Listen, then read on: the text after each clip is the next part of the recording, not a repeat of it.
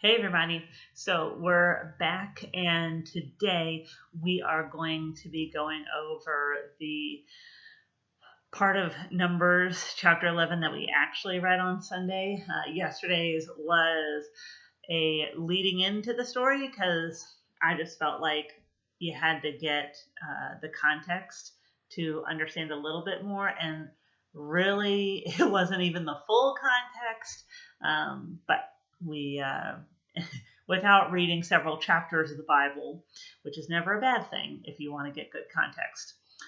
Here we go. So this is what you read on Sunday. It's Numbers chapter 11, verses 24 to 30. So make sure to hit pause, read that, and then come back for the devotion. All right, so after reading this, you probably very quickly caught on to the fact that this is Pentecost, just in the Old Testament with Moses, which is really cool. I just love reading about this because God's blessings to the Israelites never ceases. Just yesterday we heard about how God was going to provide meat for a whole month, so much meat they were going to get sick of it. And now we've got another blessing. We've got the Holy Spirit descending on these 70 elders. Now, the idea of these 70 elders was that they were going to help Moses carry the burden of leading all these people. Now, what's interesting is that we don't hear too much about them later on in the wandering through the desert. We do know that majority of them were going to die in wandering of the wilderness, just because we know that when they got to the promised land, and they got the spies, 10 of them giving a bad report, 2 of them being a good report, and then God punishes them by wandering around, and it's only the kids of the current generation who will go into the promised land, except for the 2 spies who gave the good report.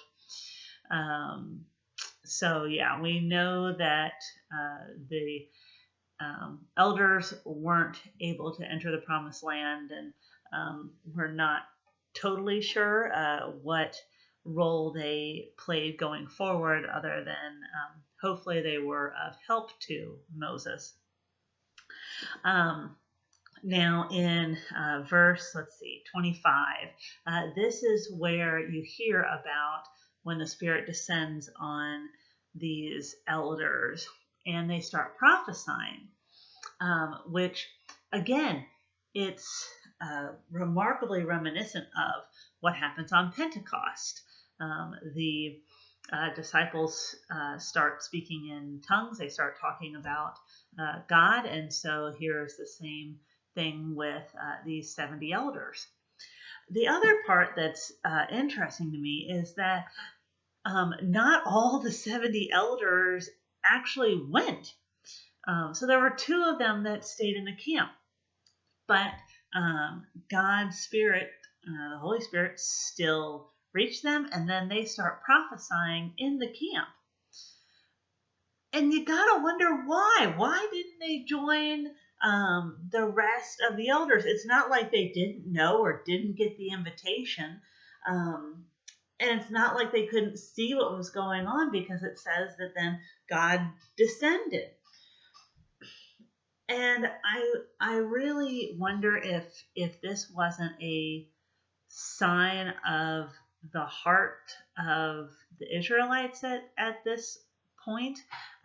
We know, looking at the chapters previous, that the Israelites have been complaining, they've been grumbling.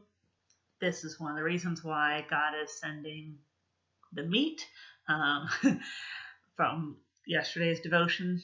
And doubt, dissension, these sorts of things are probably roaming around the camp.